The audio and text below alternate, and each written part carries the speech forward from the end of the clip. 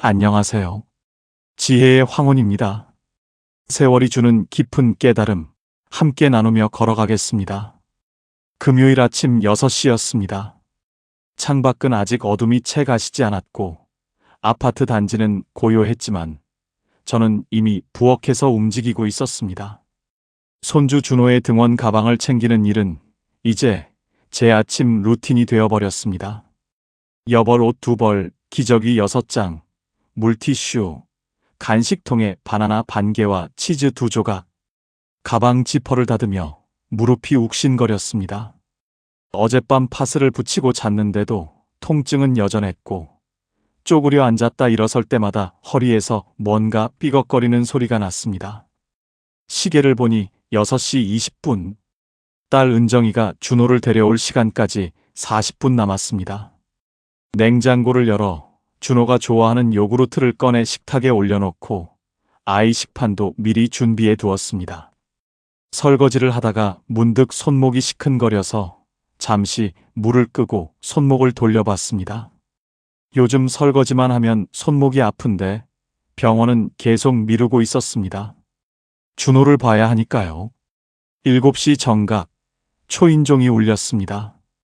은정이가 잠옷 차림에 머리도 제대로 안 빗은 채 준호를 안고 서 있었습니다. 엄마, 오늘도 부탁해. 문 앞에서 딱 그 말만 하고 준호를 제 품에 넘기고는 돌아섰습니다. 은정아, 오늘 몇 시에 데리러 올 건데? 엄마, 나중에 문자 보낼게. 일 끝나고. 계단을 내려가는 딸의 뒷모습을 보며 저는 준호를 안고 현관문을 닫았습니다. 아이는 아직 잠이 덜 깬 채 칭얼거렸고 저는 아이를 달래며 거실로 들어왔습니다. 오늘 주제가 마음에 드신다면 구독과 좋아요 눌러주세요. 여러분의 마음에 작은 위로가 되는 따뜻한 이야기로 찾아뵙겠습니다. 준호에게 밥을 먹이고 옷을 갈아입히는데 시계를 보니 7시 40분이었습니다. 거실 바닥에는 준호가 먹다 흘린 밥알과 반찬이 여기저기 흩어져 있었고 식탁 밑에는 물이 엎질러져 있었습니다. 저는 소파에 주저앉아 무릎을 주물렀습니다. 오늘도 이렇게 하루가 시작되었습니다. 준호를 돌보기 시작한 건 3달 전이었습니다. 은정이가 복직을 하면서 엄마 1달만 도와줘. 어린이집 적응할 때까지만이라고 했던 그 말이 아직도 기억납니다. 1달이 2달이 되었고 어느새 3달째였습니다. 처음에는 주 이틀이었습니다. 그 다음 주는 사흘이 되었고 그 다음 달부터는 월요일부터 금요일까지 매일이었습니다. 아침 7시에 준호가 오면 은정이가 퇴근해서 데려가는 시간은 보통 저녁 7시였습니다. 12시간, 하루에 12시간씩 주 5일 3달째 계속되고 있었습니다. 준호는 사랑스러운 아이였습니다. 하지만 두 돌이 갓 지난 아이를 돌본다는 건 생각보다 힘든 일이었습니다. 아침을 먹이고 놀아주고 기저귀를 갈고 낮잠을 재우고 간식을 주고 또 놀아주고 무릎을 꿇고 앉아서 블록을 싸다가 일어서면 다리가 저려서 한동안 움직이지 못했고 준호를 안아 올리다가 허리가 삐끗한 적도 여러 번이었습니다. 냉장고를 열면 준호가 좋아하는 음식들로 가득했습니다. 요구르트, 치즈, 과일, 아이 간식. 정작 제가 먹을 반찬은 김치 한 통과 계란 몇 개뿐이었습니다. 지난주에는 치과 예약을 취소했습니다. 준호가 갑자기 열이 나서 은정이가 엄마, 오늘 병원 좀 데려다 줄 수 있어? 라고 했기 때문입니다. 그 전주에는 정형외과 예약을 미뤘습니다. 무릎 주사를 맞아야 한다고 의사 선생님이 말씀하셨는데 은정이가 회사 워크숍이 있어서 준호를 맡길 곳이 없다고 했습니다. 친구 명숙이가 점심 먹자고 연락한 지도 2달이 넘었습니다. 다음에 좀 여유 있을 때라고 대답했는데 그 다음은 아직 오지 않았습니다. 손목이 시큰거리기 시작한 건 1달 전부터였습니다. 설거지를 할 때, 빨래를 넣을 때, 준호를 안아 올릴 때마다 손목에서 찌릿한 통증이 올라왔습니다. 파스를 붙이고 찜질을 하고 그렇게 버텼습니다. 은정이에게 말하면 미안해할 것 같았고 걱정을 끼치고 싶지 않았습니다. 오후 5시 준호는 낮잠에서 깨어나 칭얼거리기 시작했습니다. 저녁을 준비해야 할 시간이었습니다. 냉장고에서 준호가 좋아하는 소시지와 계란을 꺼내고 밥을 데우고 국을 끓였습니다. 제 저녁은 나중에 은정이가 준호를 데려간 후에 먹으면 되었습니다. 6시 준호에게 저녁을 먹이는데 휴대폰이 울렸습니다. 은정이었습니다. 엄마, 오늘 회식이 갑자기 잡혔어. 8시쯤 갈게. 끊어진 전화를 보며 저는 한숨을 쉬었습니다. 준호는 이미 졸린 눈으로 저를 올려다보고 있었습니다. 보통 7시면 엄마 품에 안겨 집으로 가는 시간인데 오늘은 1시간을 더 기다려야 했습니다. 준호야, 엄마 조금 늦게 온대. 할머니랑 조금만 더 놀자. 준호는 고개를 끄덕였지만 눈가에 눈물이 맺혀 있었습니다. 저도 그랬습니다. 8시 10분, 은정이가 현관문을 열고 들어왔습니다. 회식 자리에서 온 듯 옷에서 고기 냄새가 났고 얼굴은 약간 상기되어 있었습니다. 준호야, 엄마 왔다. 준호는 이미 소파에서 잠들어 있었습니다. 1시간을 더 기다리다가 결국 제 품에 안겨 잠이 든 것이었습니다.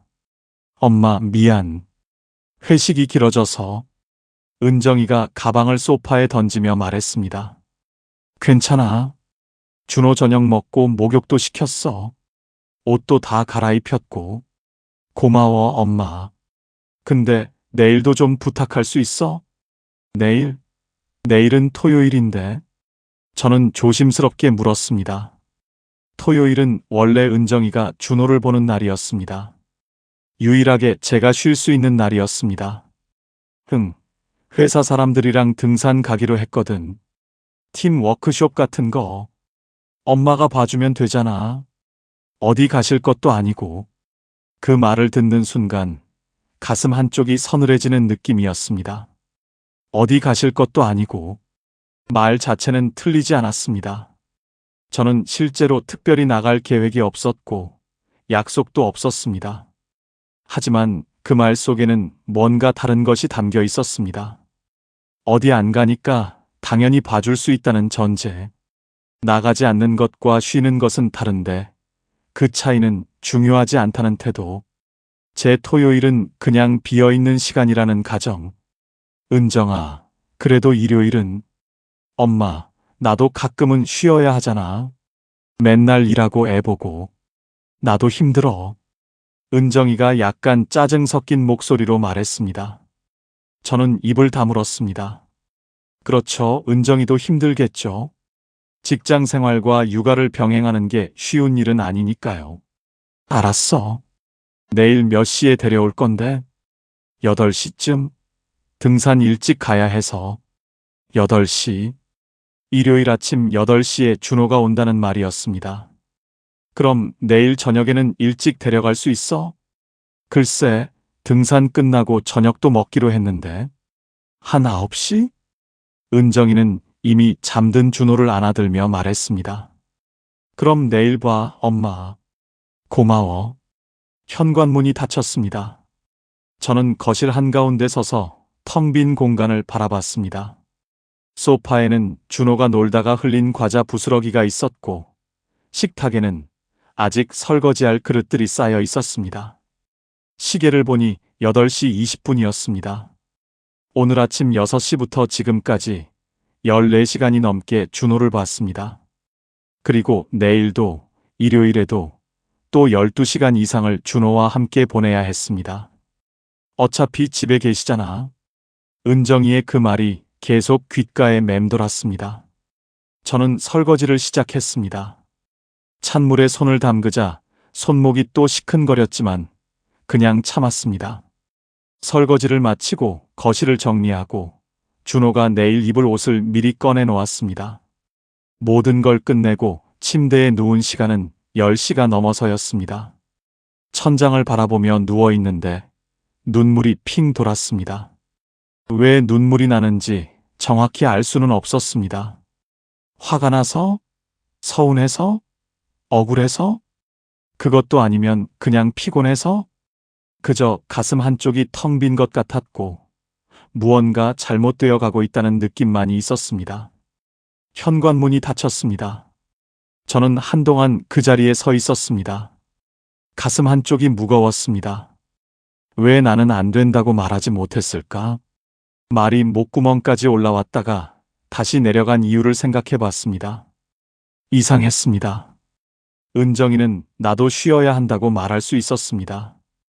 은정이는 나도 힘들다고 말할 수 있었습니다. 하지만 저는 그 말을 할 수 없었습니다. 왜일까요? 똑같이 힘든데, 똑같이 쉬고 싶은데, 왜 저만 그 말을 할 수 없었을까요? 선택권은 제게 없었습니다. 아니, 처음부터 선택권이 있다고 생각해 본 적이 없었습니다. 설거지를 시작했습니다. 찬물에 손을 담그자 손목이 또 시큰거렸습니다. 그릇을 씻으며 문득 깨달았습니다. 지금 이 순간에도 저는 은정이를 위해, 준호를 위해 무언가를 하고 있다는 것입니다. 하지만 저를 위해서는 아무것도 하지 않고 있었고, 그리고 그게 이상한 일이라고 생각조차 하지 못했다는 것을요. 사실 오늘만의 일이 아니었습니다. 어디 가실 것도 아니고라는 그 말도 처음이 아니었습니다. 생각해보면 이런 일들은 석 달 전부터 조금씩, 그러나 확실하게 쌓여왔습니다. 처음 은정이가 복직을 앞두고 찾아왔을 때였습니다. 엄마, 한 달만 도와줘. 어린이집 적응할 때까지만. 제발. 은정이의 눈에는 절박함이 있었습니다. 직장을 그만둘 수도 없고 아이를 맡길 곳도 마땅치 않고 저는 그 눈빛을 보고 고개를 끄덕였습니다. 그래, 한 달만. 그동안 다른 방법 찾아봐. 하지만 한 달이 지나고 두 달이 지나도 은정이는 다른 방법을 찾지 않았습니다. 아니, 찾을 필요가 없었습니다. 제가 있었으니까요. 처음에는 주 이틀이었습니다. 엄마, 이번 주 화요일하고 목요일만 부탁해도 될까? 그러다 어느 주는 사흘이 되었습니다. 엄마, 이번 주는 업무가 좀 많아서. 월, 수, 금 가능해? 그 다음 달부터는 매일이 되었습니다. 엄마, 그냥 매일 맡기는 게 나을 것 같아. 준호도 할머니한테 익숙해졌고.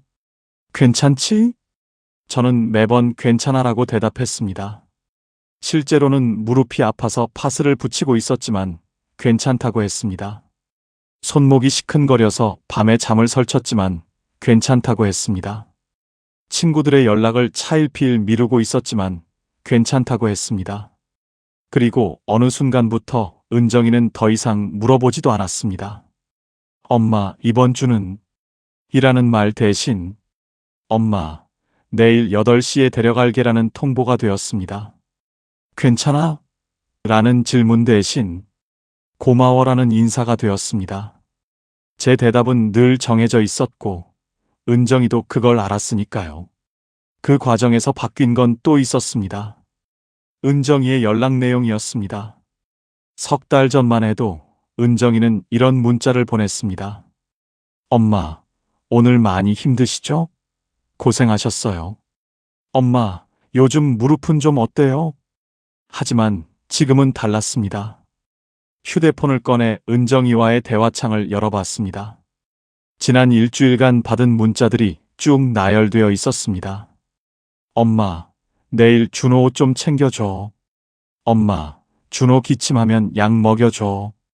엄마, 오늘 늦을 것 같아. 엄마, 내일 아침 일찍 데려갈게. 모두 준호에 관한 것이었습니다. 부탁, 지시, 일정 통보. 그런데 그 속에 없는 것이 있었습니다. 저에 대한 질문이었습니다. 엄마는 요즘 어때? 아픈 데는 없어? 오늘 하루는 어떠셨어? 그런 질문은 한 달 넘게 없었습니다. 저는 매일 은정이에게서 연락을 받았습니다. 하루에도 서너 통씩 문자가 왔습니다.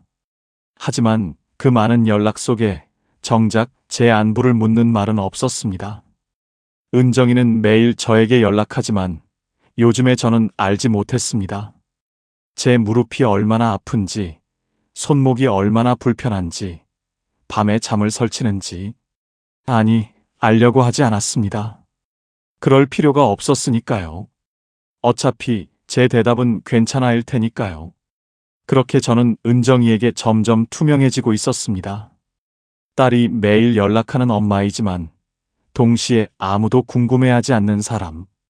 준호의 할머니이지만 정작 본인의 몸 상태는 중요하지 않은 사람. 집에 있는 사람이지만 쉬는 것은 필요 없는 사람. 저는 천천히 그러나 확실하게 사라지고 있었습니다. 설거지를 끝내고 거실을 정리하고 나니 밤 10시가 넘어 있었습니다. 침대에 누워 천장을 바라봤습니다. 온몸이 욱신거렸습니다. 무릎, 허리, 손목. 어디 하나 성한 곳이 없었습니다.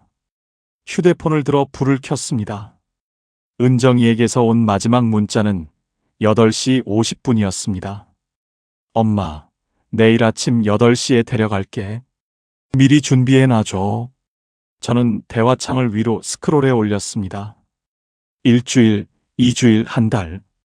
쭉 올라가며 문자들을 읽어봤습니다. 준호 간식 챙겨줘. 준호 낮잠 꼭 재워줘. 준호 기저귀 떨어지면 알려줘. 오늘은 좀 늦을 것 같아. 내일은 일찍 데려갈게. 준호, 준호, 준호. 모든 문자가 준호에 관한 것이었습니다. 문득 생각해봤습니다. 언제부터 은정이는 제 안부를 묻지 않게 됐을까요? 엄마, 요즘 어떻게 지내세요? 엄마, 무릎은 좀 괜찮으세요? 엄마, 오늘은 뭐 하셨어요? 이런 질문을 마지막으로 들은 게 언제였는지 기억이 나지 않았습니다. 준호가 태어나기 전에도 그랬던 것 같았습니다. 아니, 어쩌면 더 전부터였을지도 모릅니다. 저는 휴대폰을 내려놓고 다시 천장을 바라봤습니다. 이상한 일이었습니다. 은정이는 매일 저에게 연락했습니다. 하루에도 서너 번씩, 때로는 5번도 넘게 연락이 왔습니다. 하지만 그 많은 연락 속에서 정작 은정이가 궁금해하는 건 저가 아니었습니다. 제가 준호를 어떻게 돌보고 있는지, 준호에게 무엇을 먹였는지, 준호가 잘 자고 있는지, 그것만 궁금했습니다. 저는 그저 준호를 돌보는 사람일 뿐이었습니다. 엄마가 아니라 할머니도 아니라 그냥 준호를 맡아주는 사람. 요즘 은정이와의 대화는 대부분 준호 이야기였습니다. 엄마, 준호가 오늘 유치원에서 이러이러했대요. 엄마, 준호 감기약 챙겨주세요. 엄마, 준호 저녁은 뭐 먹였어요? 모든 대화가 준호로 시작해서 준호로 끝났습니다. 손주를 봐주는 것도 당연하게 생각했습니다. 엄마, 고마워요라는 말은 하지만 그건 습관처럼 하는 말일 뿐이었습니다. 정말로 고마운지, 정말로 미안한지 그런 마음은 없는 것 같았습니다. 그냥 엄마니까 할머니니까 당연히 하는 거라고 생각하는 것 같았습니다. 문득 이런 생각이 들었습니다. 만약 제가 내일 아침에 일어나지 못한다면? 만약 제가 갑자기 쓰러진다면? 은정이는 그제야 제 몸 상태를 물어볼까요? 아니면 그때도 엄마, 그럼 준호는 어떡해요? 라고 물어볼까요? 그런 상상을 하고 있는 제 자신이 서글펐습니다. 하지만 어쩌면 그게 현실일지도 모른다는 생각이 들었습니다. 지난주 일이었습니다. 제가 감기에 걸렸을 때였습니다. 목이 아파서 말을 하기 힘들 정도였고 열도 조금 있었습니다. 은정이에게 문자를 보냈습니다. 은정아, 엄마가 좀 아파서 오늘은 준호 보기가 힘들 것 같아. 10분 후 은정이에게서 전화가 왔습니다. 엄마, 괜찮으세요? 많이 아파요? 그 말을 듣고 가슴이 따뜻해졌습니다. 역시 내 딸이구나. 걱정해주는구나. 하지만 다음 말을 듣고 그 따뜻함은 식어버렸습니다. 그럼 엄마, 제가 반차 쓸 수도 없고 그냥 오늘만 좀 봐주시면 안 돼요? 제가 일찍 갈게요. 6시까지는 꼭 갈게요. 저는 대답했습니다. 알았어. 결국 그날도 준호를 봤습니다. 목이 아파서 물도 삼키기 힘든 상태로 열이 나는 몸으로 준호를 돌봤습니다. 은정이는 6시가 아니라 8시에 왔습니다. 엄마, 미안해요. 일이 갑자기 생겨서. 근데 준호는 괜찮았죠? 밥은 잘 먹었어요? 제 몸 상태를 묻는 말은 없었습니다. 저는 지금 이 순간에도 은정이가 사랑하는 딸이라는 걸 압니다. 은정이도 저를 사랑한다는 걸 압니다. 하지만 사랑과 관심은 다른 것이었습니다. 은정이는 저를 사랑하지만 요즘에 저에게는 관심이 없었습니다. 제가 아픈지 힘든지 외로운지 그런 것들은 중요하지 않았습니다.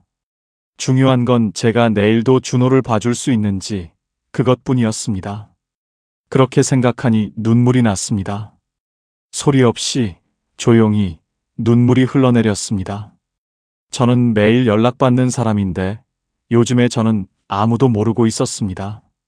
딸은 매일 전화하고 문자하지만 정작 엄마가 어떻게 지내는지는 모르고 있었습니다. 저는 점점 투명해지고 있었습니다.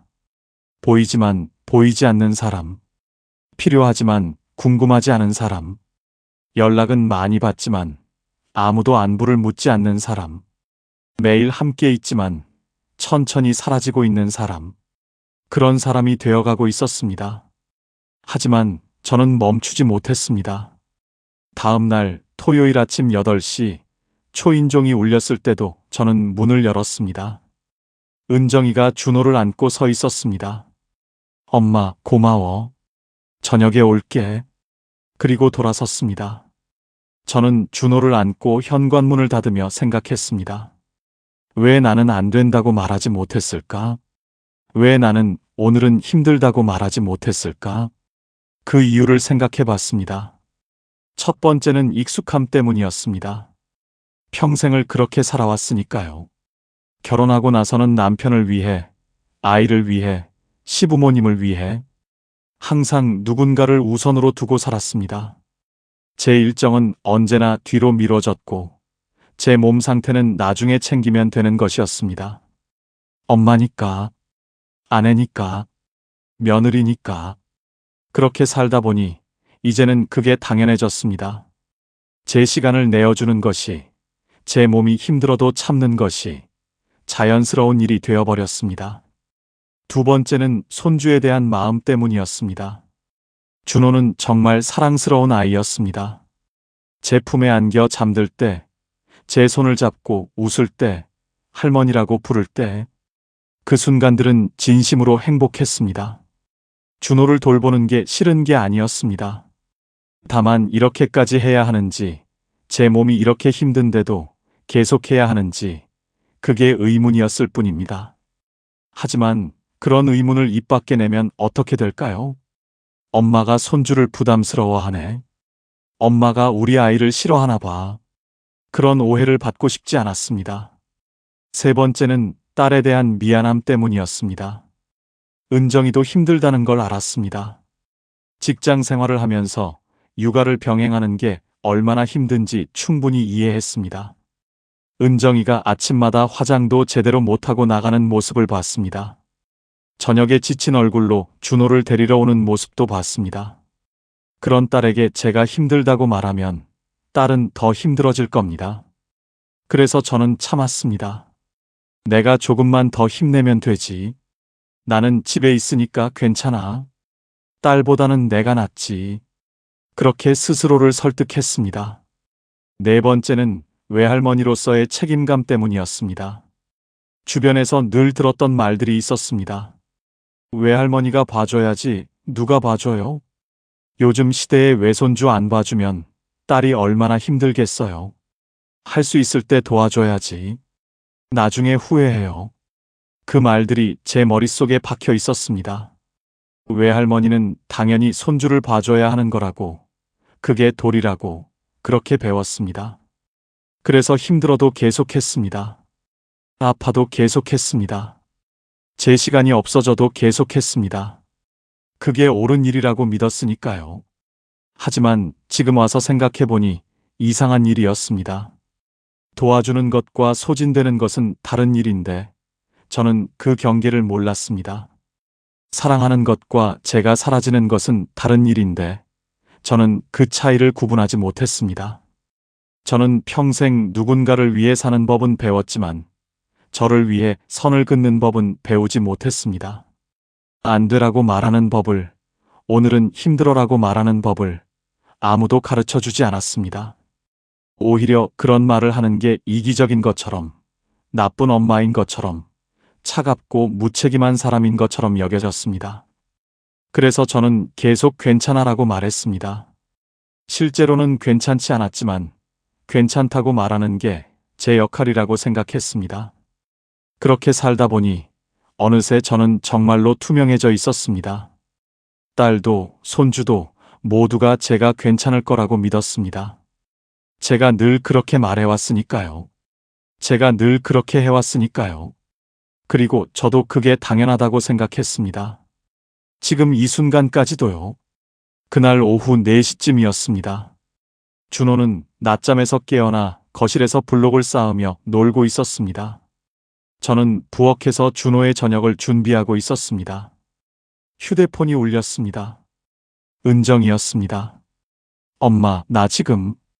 전화를 받는 순간 은정이의 목소리가 들렸습니다. 밝고 경쾌한 목소리였습니다. 엄마, 등산 진짜 좋다. 공기도 좋고 경치도 좋고. 엄마도 이런 데 와보셔야 하는데. 저는 칼질하던 손을 멈췄습니다. 그래, 좋겠다. 근데 엄마, 저녁 약속이 좀 길어질 것 같아. 원래 9시라고 했는데 10시쯤 갈 것 같아. 괜찮지? 괜찮지? 그 질문을 들으며 손에 쥔 칼이 무거워졌습니다. 은정아, 그래도 10시는 너무 늦은 거 아니야? 준호도 피곤해하고. 엄마, 나도 가끔은 좀 쉬어야 하잖아. 친구들이랑 이렇게 만나는 것도 진짜 오랜만이야. 준호는 엄마가 봐주시면 되잖아. 어차피 토요일이고. 어차피 토요일. 그 말이 귓가에 꽂혔습니다. 은정아, 엄마도 토요일은. 아, 엄마 미안. 지금 친구들이 부르네. 나중에 다시 전화할게. 10시에 갈게. 전화가 끊어졌습니다.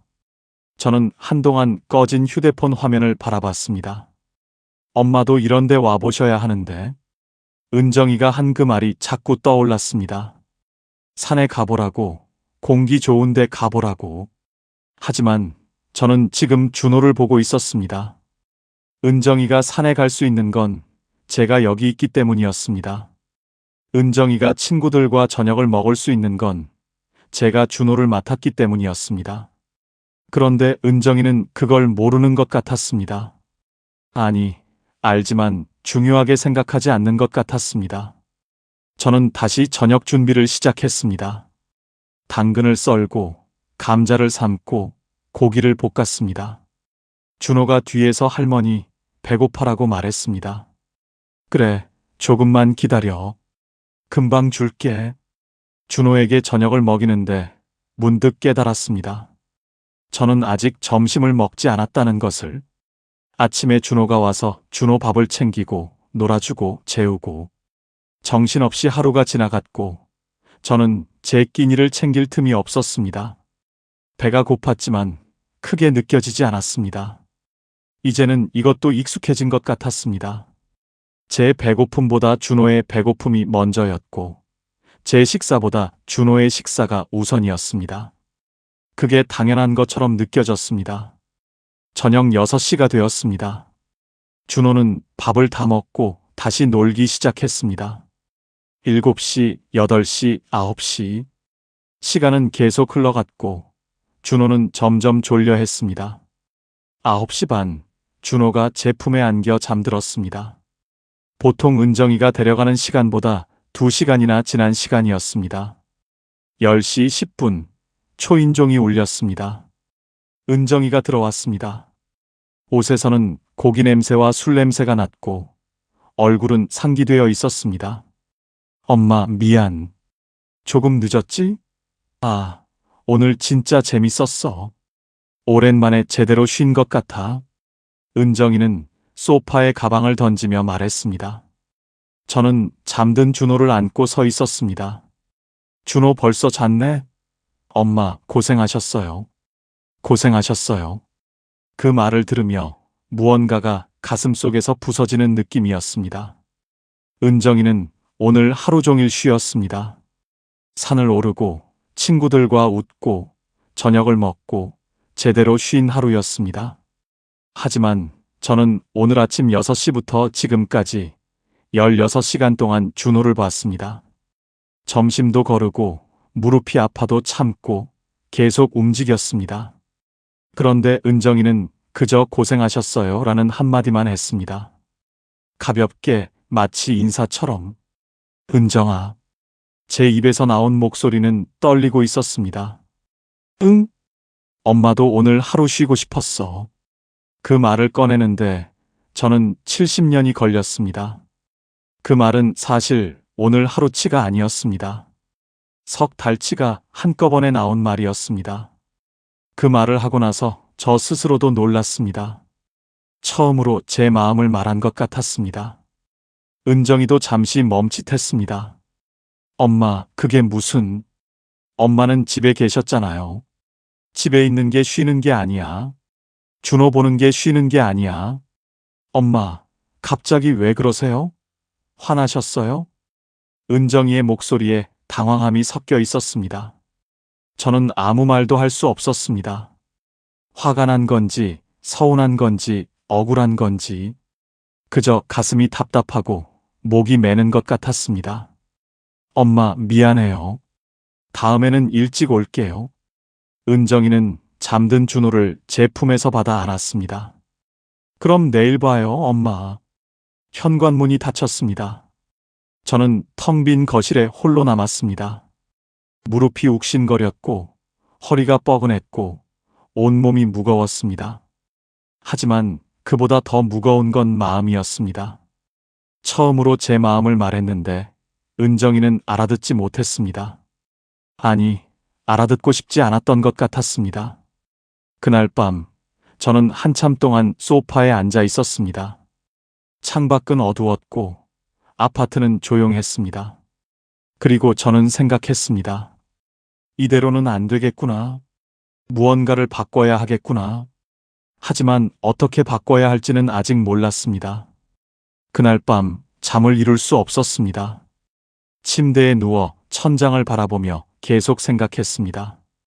내가 잘못 생각한 건가? 내가 너무 예민한 건가? 다른 할머니들도 다 이렇게 하는데 나만 유난인 건가? 하지만 아무리 생각해도 답이 나오지 않았습니다. 새벽 2시가 넘어서야 저는 침대에서 일어났습니다. 무릎이 욱신거려서 걷기가 힘들었지만 거실로 나왔습니다. 소파에 앉아 어둠 속에서 가만히 있었습니다. 그리고 문득 깨달았습니다. 제가 지금 묻고 있는 질문이 잘못되었다는 것을. 내가 잘못 생각한 건가?가 아니라 왜 나는 이렇게 생각하게 되었나? 를 물어야 한다는 것을. 저는 평생 이렇게 살아왔습니다. 남편을 위해, 아이들을 위해, 시부모님을 위해. 항상 누군가를 먼저 생각하고 제 것은 나중으로 미루고 그렇게 사는 게 당연하다고 옳은 일이라고 배웠습니다. 하지만 그제야 깨달았습니다. 그건 제가 선택한 삶이 아니었다는 것을. 그렇게 살아야 한다고 배운 것뿐이라는 것을. 엄마니까, 할머니니까, 여자니까. 그런 이유로 제 시간을, 제 몸을, 제 마음을 내어주는 게 당연하다고 여겨졌습니다. 하지만 그건 사랑이 아니었습니다. 그건 기준이 없는 헌신이었습니다. 저는 은정이를 사랑합니다. 준호도 사랑합니다. 하지만 사랑한다고 해서 제가 사라져야 하는 건 아니었습니다. 사랑한다고 해서 제 몸이 아파도 참아야 하는 건 아니었습니다. 사랑한다고 해서 제 시간이 없어져도 괜찮은 건 아니었습니다. 사랑과 희생은 다른 것이었습니다. 돕는 것과 소진되는 것은 다른 것이었습니다. 그런데 저는 평생 그 차이를 구분하지 못했습니다. 아니, 구분하면 안 된다고 배웠습니다. 여자는, 엄마는, 할머니는 그래야 한다고 배웠습니다. 그날 밤 한참을 천장을 바라보며 생각했습니다. 아, 내가 지금까지 자식에게 의존적으로 살았구나. 의존이라고 하면 보통 자식이 부모에게 의존하는 걸 떠올립니다. 하지만 저는 반대로 의존하고 있었습니다. 은정이가 필요로 할 때 제가 있어야 한다는 것에, 은정이가 부탁하면 들어줘야 한다는 것에, 은정이가 저를 좋은 엄마로 생각해 주기를 바라는 것에, 그렇게 의존하며 살다 보니 제 선택권은 없었습니다. 제 의견은 중요하지 않았습니다. 제 몸 상태는 고려 대상이 아니었습니다. 그제야 깨달았습니다. 은정이가 나쁜 게 아니라 제가 스스로 선택권을 잃고 살았다는 것을, 은정이가 이기적인 게 아니라 제가 경계를 만들지 않았다는 것을, 은정이가 저를 함부로 대한 게 아니라 제가 저를 함부로 대해왔다는 것을. 창밖이 서서히 밝아오고 있었습니다. 새벽 5시였습니다. 저는 여전히 소파에 앉아 있었습니다. 하지만 어젯밤과는 다른 기분이었습니다. 마지막 눈물을 쏟은 후 저는 결심했습니다. 이제부터라도 내가 내 인생을 결정하자. 은정이와 싸우겠다는 게 아니었습니다. 준호를 안 보겠다는 것도 아니었습니다. 다만 이제는 제가 할 수 있는 것과 할 수 없는 것을 정하겠다는 것이었습니다. 제 시간과 제 몸을 지키겠다는 것이었습니다. 제가 사라지지 않겠다는 것이었습니다. 그렇게 하는 것이 나쁜 엄마가 되는 게 아니라는 것을, 그렇게 하는 것이 이기적인 게 아니라는 것을, 그렇게 하는 것이 오히려 관계를 지키는 길이라는 것을, 그걸 이제야 70년을 살고 나서야 깨달았습니다. 해가 떠올랐습니다. 일요일 아침이었습니다. 저는 천천히 일어나 부엌으로 갔습니다. 그리고 제 아침을 준비했습니다. 오랜만에 준호가 올 시간을 걱정하지 않고 저를 위한 식사를 준비했습니다. 따뜻한 미역국과 밥, 계란말이. 천천히 식사를 하며 생각했습니다. 오늘부터 달라질 거라고. 어떻게 달라질지는 아직 확실하지 않지만 분명히 달라질 거라고. 그리고 그 시작은 제가 하는 것이라고 결심하였습니다. 여러분께 오늘 이 이야기를 들려드리는 이유가 있습니다. 혹시 지금 이 이야기를 들으시면서 본인의 모습이 떠오르셨나요? 그렇다면 이 이야기는 여러분을 위한 것입니다. 많은 분들이 이렇게 물어보십니다. 그럼 손주를 안 봐야 한다는 건가요? 가족이 원수가 되라는 건가요? 아닙니다. 다만 이것만은 꼭 말씀드리고 싶습니다. 도와주는 것과 소진되는 것은 다르다는 것을, 사랑하는 것과 자신이 사라지는 것은 다르다는 것을 끝까지 들으시면 한 문장을 얻어가실 겁니다. 그 한 문장이 여러분의 삶을 바꿀 수 있습니다. 그런데 우리는 그 권리를 포기하고 살아왔습니다. 많은 분들이 이렇게 생각하십니다. 그럼 이제 손주를 안 봐야 하나? 아닙니다. 끊는 게 아니라 조건을 세우는 겁니다. 여기까지는 할 수 있고 여기서부터는 할 수 없어. 이렇게 명확한 선을 만드는 겁니다. 3가지 원칙만 기억하세요. 첫째, 시간을 정하세요. 평일 오전 9시부터 오후 5시까지만 볼게. 6시 이후는 엄마 시간이야. 둘째, 주말은 원칙적으로 쉬는 날로 정하세요. 주말은 엄마가 쉬는 날로 정했어. 급한 일 있으면 일주일 전에 미리 말해줘. 셋째, 당일 요청은 거절하세요. 오늘은 엄마도 쉬는 날이야. 일주일 전에 말해주면 조정해 볼게. 조건은 사랑의 부정이 아닙니다. 오히려 조건이 있어야 오래 도와줄 수 있습니다. 그게 진짜 사랑입니다. 조건을 정하는 것도 중요하지만 더 중요한 건 그걸 어떻게 말하느냐입니다. 한 문장이면 됩니다. 길게 설명할 필요도 없고 변명할 필요도 없고 설득할 필요도 없습니다. 제가 은정이에게 했던 그 한 문장을 들려드리겠습니다. 그날은 월요일이었습니다. 은정이가 아침 7시에 준호를 데려왔습니다. 평소처럼 현관문을 열고 준호를 넘기려는 순간 저는 말했습니다. 은정아, 잠깐만. 엄마, 이제부터 평일 저녁 6시까지만 볼 수 있어. 그리고 주말은 엄마가 쉬는 날로 정했어. 급한 일 있으면 일주일 전에 미리 말해줘. 은정이는 한동안 아무 말도 하지 않았습니다. 그리고 천천히 고개를 끄덕였습니다. 알았어요, 엄마. 그게 끝이었습니다. 우리가 생각하는 것만큼 끔찍한 일은 일어나지 않습니다. 그 한 문장의 핵심은 3가지입니다. 첫째, 짧아야 합니다. 이제부터 주말은 엄마 시간이야. 둘째, 선언형이어야 합니다. 주말은 엄마가 쉬는 날로 정했어. 셋째, 공격이 아니어야 합니다. 엄마는 이제 이렇게 하려고 해. 구체적인 템플릿 3가지만 기억하세요. 나는까지만 가능해. 주말은 쉬는 날로 정했어. 당일은 어려워. 미리 말해줘. 이유는 필요 없습니다. 엄마도 쉬어야 하니까. 이것만으로 충분합니다.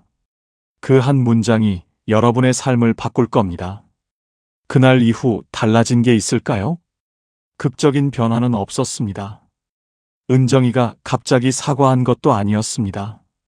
하지만 작은 변화들이 있었습니다. 먼저 은정이의 연락이 달라졌습니다. 엄마, 금요일 저녁에 회식이 있는데 6시까지는 데려갈게요. 괜찮으시죠? 괜찮으시죠? 이 말이 돌아왔습니다. 예전에는 통보했습니다. 하지만 이제는 물어봤습니다. 목요일 아침 은정이가 준호를 데려오면서 말했습니다. 엄마, 이번 주말은 제가 볼게요. 제가 다시 말하지 않아도 은정이가 기억하고 있었습니다. 일주일이 지났습니다.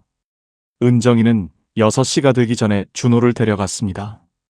예전처럼 7시, 8시까지 늦어지는 일은 없었습니다. 2주일쯤 지났을 때였습니다. 은정이에게서 전화가 왔습니다. 엄마, 이번 주 토요일에 회사 행사가 있어요. 준호 좀 봐주실 수 있으세요? 은정아, 일주일 전에 말해주기로 했잖아. 지금은 목요일이야. 그래도 안 돼. 엄마도 토요일에 약속이 있어. 엄마. 은정아, 다른 방법 찾아봐. 그날 저녁 은정이에게서 문자가 왔습니다. 엄마, 남편이 토요일에 볼 수 있대요. 제가 엄마한테 너무 의존했던 것 같아요. 미안해요. 변화는 극적이지 않았습니다. 하지만 조금씩 확실하게 달라지고 있었습니다. 이제는 제가 선택할 수 있었습니다. 오늘은 할 수 있어. 오늘은 안 돼. 그 선택권이 제게 있었습니다. 그리고 그게 가장 큰 변화였습니다. 한 달이 지났습니다. 가장 크게 달라진 건 저였습니다. 아침에 눈을 떴을 때 오늘은 뭘 할까 하는 기대가 먼저였습니다. 평일 저녁 6시 이후는 제 시간이었습니다. 제가 먹고 싶은 음식을 만들고 보고 싶은 드라마를 봤습니다. 주말에는 친구 명숙이를 만났습니다. 언니, 요즘 얼굴이 밝아졌어요. 응, 나를 찾은 것 같아. 진짜 나를 찾았다는 것을. 손주 할머니도 아니고 딸의 엄마도 아니고 그냥 나. 무릎도 덜 아팠습니다. 손목 통증도 줄었습니다. 밤에 잠도 잘 잤습니다. 제 몸을 들여다보기 시작했고 제 시간을 되찾았습니다. 준호는 여전히 사랑스러웠습니다. 은정이도 여전히 소중했습니다. 하지만 이제는 제가 사라지지 않았습니다. 그 나를 지키는 것이 이기적인 게 아니라는 걸 알았습니다. 그 나를 지키는 것이 오히려 관계를 건강하게 만든다는 걸 알았습니다. 나를 사랑해야 남도 사랑할 수 있다는 것을, 나를 존중해야 남도 존중받을 수 있다는 것을, 그걸 이제야 72년을 살고 나서야 배웠습니다. 하지만 늦지 않았습니다. 오늘 이야기가 여러분의 마음에 작은 위로가 되었기를 바랍니다. 여러분도 한 사람입니다. 여러분에게도 여러분의 시간이, 여러분의 삶이 있습니다. 그걸 지키는 것은 이기적인 게 아닙니다. 그건 당연한 권리입니다. 오늘부터 시작하세요. 이제부터 엄마는 이렇게 할 거야. 그 한 문장이 여러분의 삶을 바꿀 겁니다. 늦지 않았습니다. 지금이 바로 시작할 때입니다. 어떤 생각이 드셨는지 댓글로 나눠주세요. 여러분의 이야기가 누군가에게 큰 힘이 될 수 있습니다. 구독과 좋아요로 함께 해주시고 오늘도 행복한 하루 되세요. 지혜의 황혼이었습니다.